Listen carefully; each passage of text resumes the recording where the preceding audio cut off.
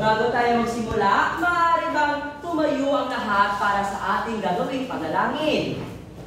Sa ngalan ng Ama, sa Anak, sa Espiritu Santo. Amen. Amen. Amen. Amen. Magandang hapon, mga bata.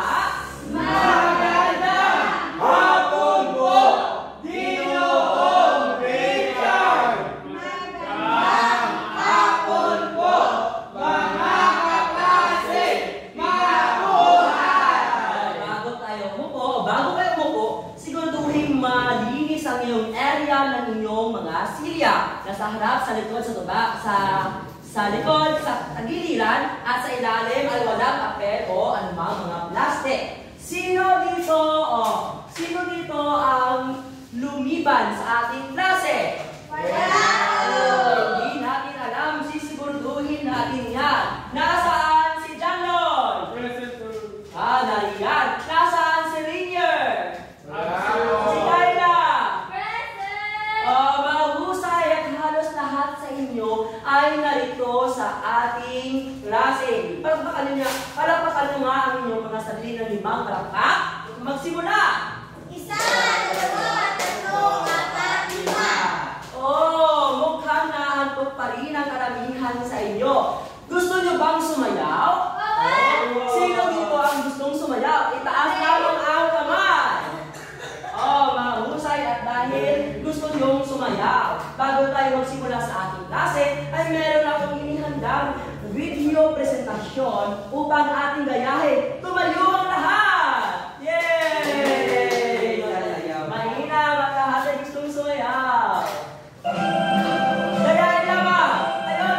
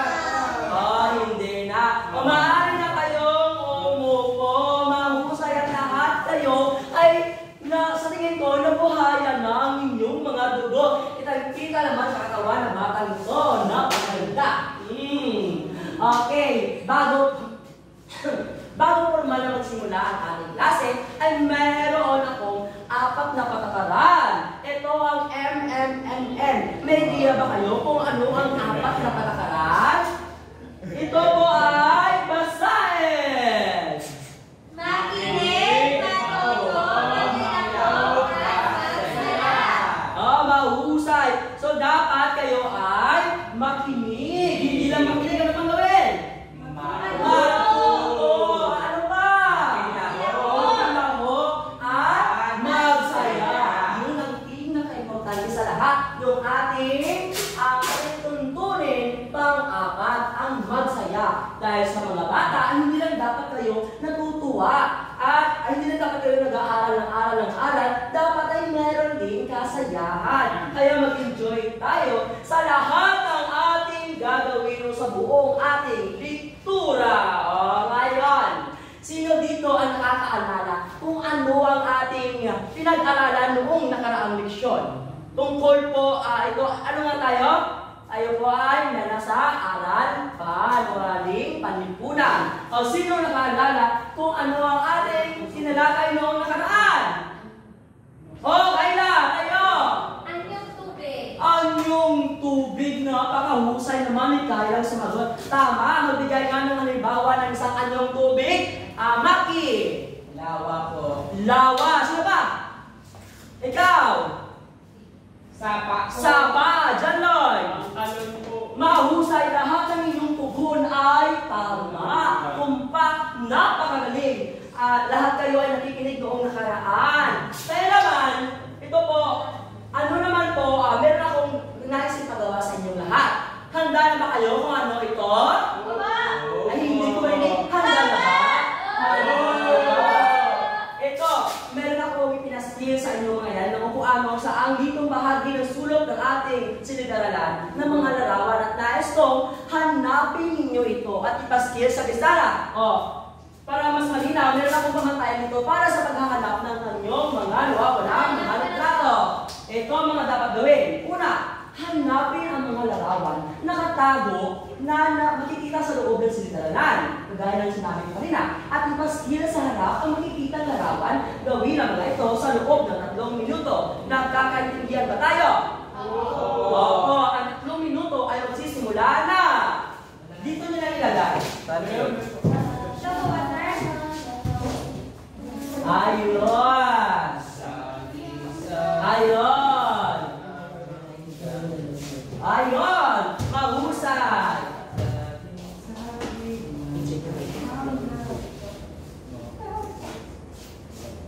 Ayun! Dito ilagay. Very good! Mahusay, magaling! Ayun! May isa pang nawawala. Anim yun. Ay, natural pala sa kanya. Eh, alam mo yan, ang tawag, kaya-aya ng iyong ganda. Ayun, nahusay ang lahat ng mga larawang aking itinago ay inyo nang nakita. Ayun. Alam ba ninyo kung ano ang mga pangalan ng mga larawang ito? Okay, isa-isa hindi natin kung alam ninyo, hindi ako naniniwala. Ito, ano ito?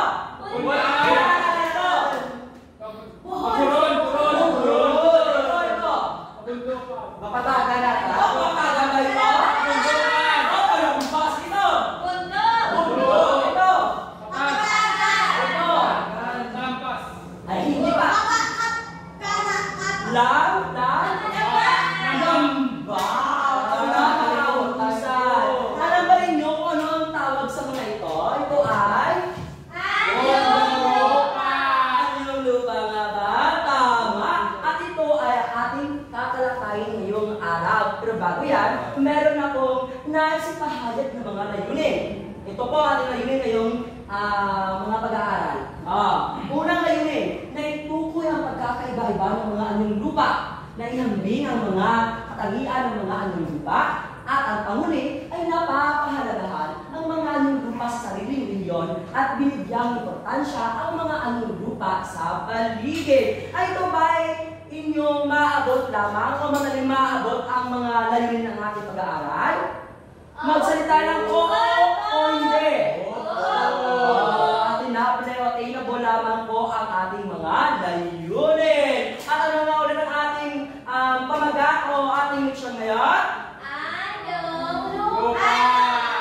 Mahusay anyong lupa. Meron ba dito nakakalam ko ng anyong lupa? Wala. Ano na lang masasabi sa inyo? Siyempre, ang anyong lupa, mga bata, ito ay tumutukoy sa mga natural na anyo, uhugis ng lupa sa ibabaw ng mundo. Ano nga ulit ang anyong lupa? Tumutukoy sa mga Lahat basa! Tumutukoy sa mga natural na uhugis ng lupa sa ibabaw ng mundo. Ayun! Ang anyong lupa daw ay tumutukoy sa mga anyong lupa sa ibabaw ng mundo. Kaya naman, meron akong mga halimbawa ng mga anyong lupa na nasa ibabaw ng ating mundo. Ang unang halimbawa ng ating anyong lupa ay ang, basahin nyo nga mga bata. Ang turol! Turol! Nahusay. Ano kaya ang kahulugan ng turol? Sino ang makapagbabasa? Okay, Jonah May, basahin ang kahulugan ng turol. Ang turol ay isang anyong lupa na lumalagpas sa taas ng pumapalibot ng Na ano? kalupaan sa isang limitadong sukat. Sa isang limitadong sukat. Ano nga ang burol? Isang lupa na lumalagpas sa taas ng lupa. Dito sa ating probinsya sa Hinigalan, meron bang burol dito? Merong burol. Saan nyo makikita dyan, Lord? Sa papuntang Bagaas.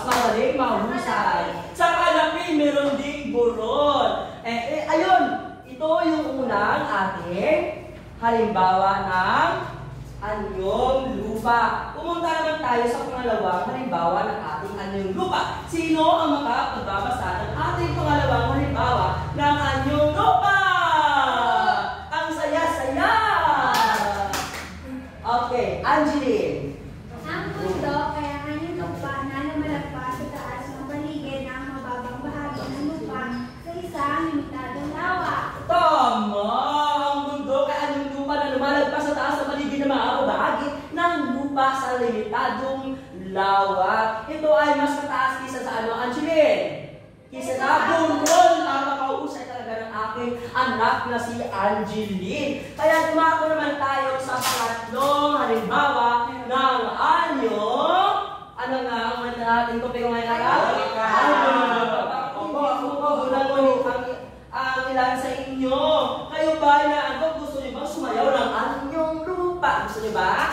Hindi na po. Kaya mas mainam po na kayo ay sumagot. Nag-aaral niyo ba na gano'n ba tayo mga bata? Dahil ang ating pangatlo, patakaran ay kaya sumagot kayo kapag kayo tinatanong. Okay, yote. Ang ating, ayun ang ating pangatlong, ano ang nangyari dito? Bakit matagilid? Ito. Ayusin ko. Inyong ano po, titingnan kung ito ay cubic. Ito, matama ba ito?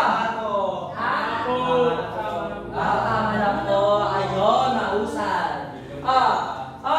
Ganon, basahin ang bulkan. Ang bulkan ay isang uri ng anyong lupa na mataas at nagbubuga ng magmalaba o mga batong malalaki at mainit kapag tumutok. Mahusay ang bulkan ay isang mataas na uri kagaya ng bundok na bumubuga ng bato, lava at mga asopre na mainit kapag ito ay pumuputok. Dito sa probinsya ng Negros Occidental, meron bang bulkan dito?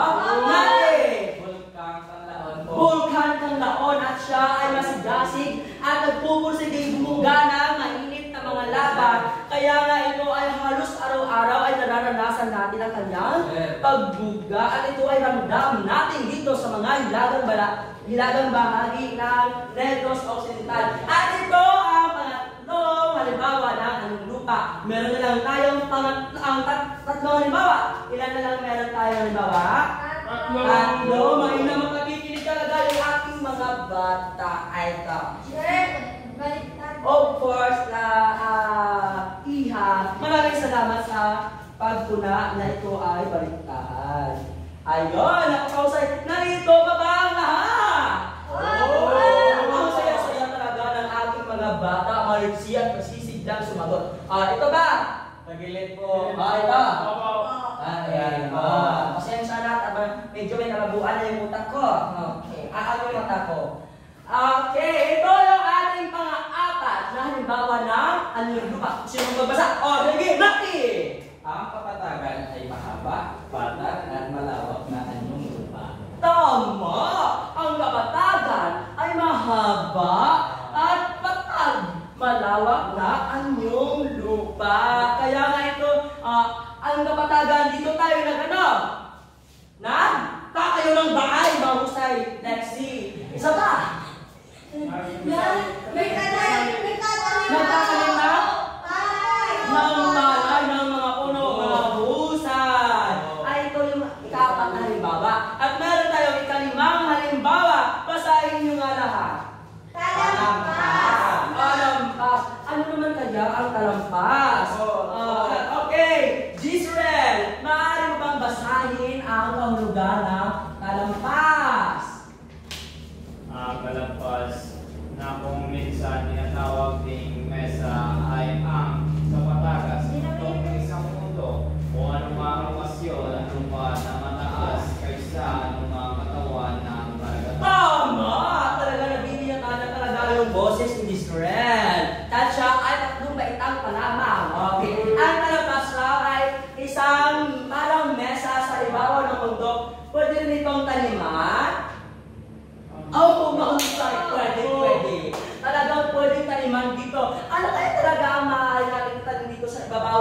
yung tawag natin tarampas? Mais po. Mais. Ano pa? Puno. Puno. Mahusay. Ano kasing puno, Jonami? Mga ano po, mga kasya po. Akasya. Mahusay talaga. Meron bang akasya sa inyo, Jonami? Oo. Meron po. Ang ating pinakahuli at nakaaya-ayang parti o halimbawa ng anong lupa ay kiwi ba? Sabi po. Tubig. Okay. Ang kiwi ay salitang Hiligaynon na maaaring tawagin o gagamitin sa Tagalog. Sino ang makapagbabasa o makapagbasa? Lahat basa! Ang lamba ay isang mababang lugar sa pagitan ng mga puno o mga bundok. Karaniwan ang may ilog na dumadaloy dito. Walang ilog, sir. Yeah, wala pong dahil ito ay karamihan merong ilog na dumadaloy dito. Pero karamihan lamang, hindi naman lahat ng lambak ay merong ilog. Kaya nga po yung halimbawa ko ay nasa hindi po dinadaluyan ng tubig. Ito po ay ang lupa na nasa pagitan ng dalawang bukid. Nakakita na ba kayo ng lupa na nasa pagitan ng dalawang bukid? Opo. Si John Lloyd, lagi-lagi niya itong nakikita. Moises Padilla. Talagang lahat kayo ay ating ibo sa ating mga pag-aaral. Medyo nakakatuwa ang ating mga anyong lupa. Mga isipin na ang mga lupa ay meron din mga anyo tulad nating mga tao. At ang mga anyong lupa nito ay ito ay ating tinataniman, mahusay Junami, at iigiban o pinagpiguan dahil ang mga lupa ay meron din naluyan ng ilog o iba pang mga ano. At ito rin ay ginagawang turista kagaya naman ng sa Bohol. Meron silang chocolate hills kung saan dinadayo na maraming turista. Ito ay tumutulong rin sa kabuhayan ng mga tao na mga small vendors doon. Ginagawang turista, tourist spot, at meron ding mga bulkan, at meron ding pagtataniman at paggawaan ng ating mga bahay. Nauunawaan naman ba kung ano ang anong lupa at ang kanilang mga halimbawa, mga bata? Ang saya-saya talaga ng ating mga mag-aaral. Sige nga, kung nauunawaan ninyo ng lubos kung ano ang ating tinakay ngayong araw na inyong lupa, magbigay nga o ibigay nga ng sabay-sabay ang anim na halimbawa ng inyong lupa. Bulon, bundok, bulkan, kapatagan, talampas, alambat. Mahusay, burol, bundok, bulkan, kapatagan, talampas, at lambat. Ngayon, nais kong sumagot kayo ng isa-isa sa akin kung talagang naunawaan ninyo ang ating leksyon. Jonami, kayo. Ayun. Jonami, ibigay ihambing ang mga kahulugan o ihambing ang dalawang anyo ng lupa na ang burol at ang bundok. Ano ang pinagkaiba ng dalawa?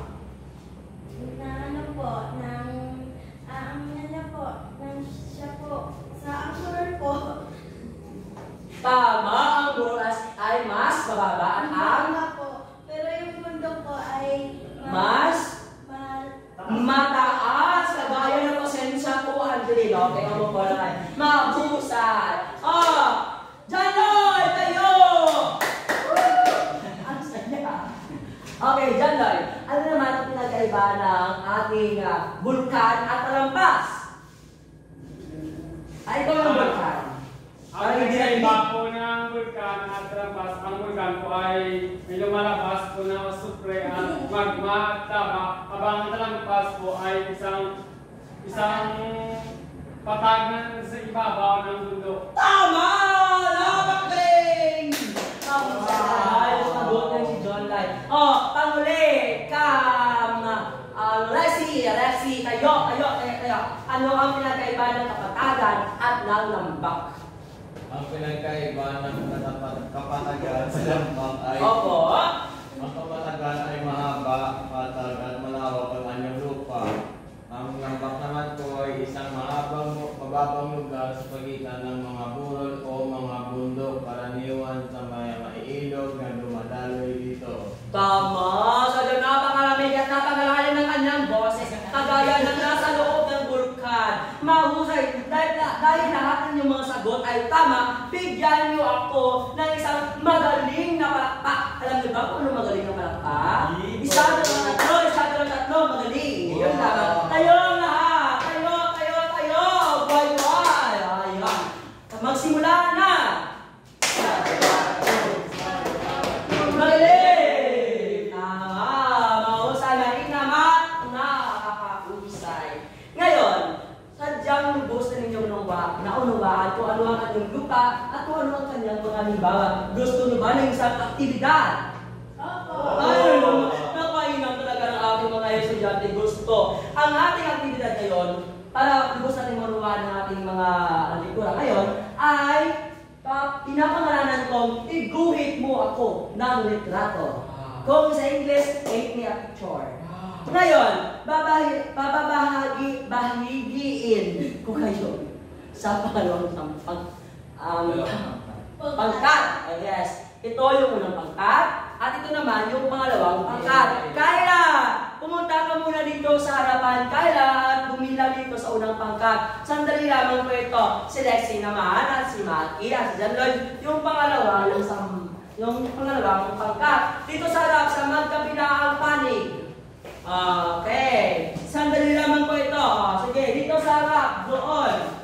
Ako ang magsasabi kung ano ang litrato na inyong i-paint me a picture o ang sa Tagalog, iguhit mo ako ng litrato. John Lloyd, bakit hindi ka nagpapartisipan sa akin? Okay. Ang unang larawan ay paint me a picture ng buhol.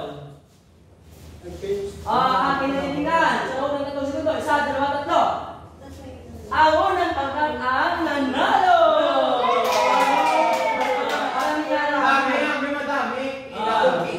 Kasi buhol, hindi buhol. Okay. At Alexi, okay. Ito, bundok.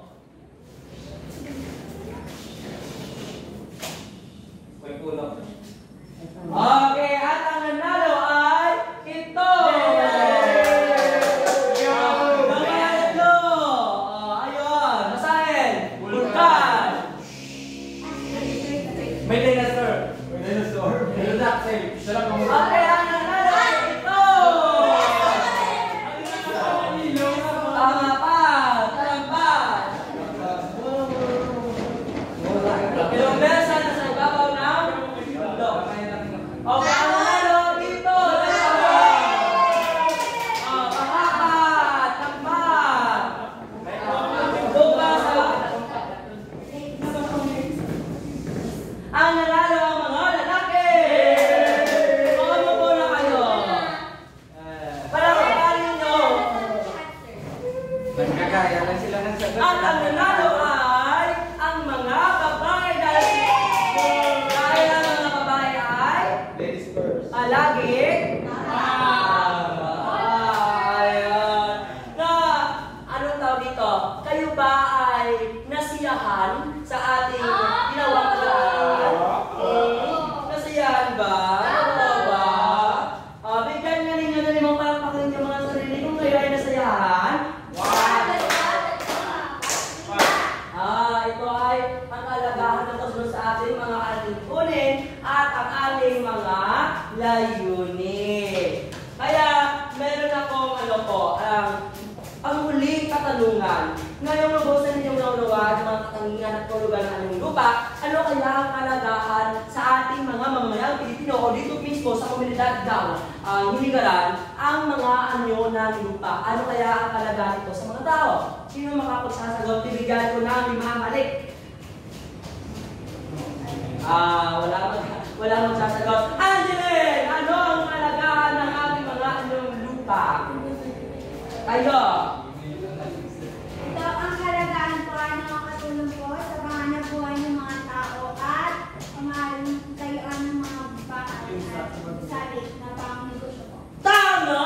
Ito ay ang mas mainam o napakaibapan sa mga tao dahil tatayuan ng mga bahay, ng mga taniman ng mga lupa, at higit sa lahat, ang ating anyong lupa lupa o anyong mga lupa ay nakakatulong sa pamumuhay ng ating mamayang Pilipino. Meron pa ba ang tanong sa inyo? Tanungan. Bilangin nyo nga kung ilang ang halimbawa na anyong lupa.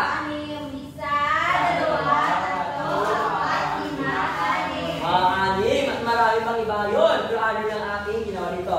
Mayroon pa bang katanungan? Wala na po. Wala na katanungan, kumuha ng isang papel. Grade 3. O, ulit ng baitan. Basahin ang tanong po. Ilagay ang masayahing mukha o nagsasalita ay isang halimbawa ng kanyang lupa at sagot man Or hindi.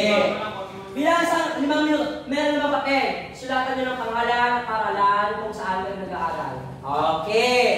Ang unang bilang, bundok, Sapa, Ilog, Bulkan, at Borol. Tapos na ba ang lahat? Ngayon, atin ibastong inyong mga sagot. Wala na pong palitan ng mga papel dahil ang alagaan, alam ko na kayo ay isang honesto na bata. Sino? Ang bundok ito ba ay ang tawag ito? Halimbawa ng lupa? Masaya. Anong sagot? Masaya mukha. Tama. Ilagyan nyo ng check ninyo o yung papel. Sapa. Halimbawa ba ng lupa? Malungkot nila. Ilog. Bulkan. Burol. Sino nakakuha ng perfectong ang tawag dito? Sagot. Ang husay dahil halos lahat sa inyo ay wasto at makakuha ng kompletong wastong bilang. Kaya naman, meron ba bang katanungan? Kung wala na, nais kong isulat sa inyo, takdang rin ang asignatura, ano dito, yung tawag dito, kwaderno. At isulat ang takdang rin. Basahin ko lamang. Magbigay ng karagdagang halimbawa ng mga anong lupa sa Pilipinas. Dahil kung nakikita ninyo, ito ay alin lamang. At meron pang ibang halimbawa na anyong lupa. Kaya naman, nais kong isulat ninyo sa kalahating papel ang inyong mga tugon. At ito ay papasa kailan? Bukas! Dahil walang pasok bukas. Dahil Sabado at Linggo. Maraming salamat. Alam niyo ba? 1, 2, 3. Ready? Maaari na kayong umalis. Maraming salamat at paalam na po.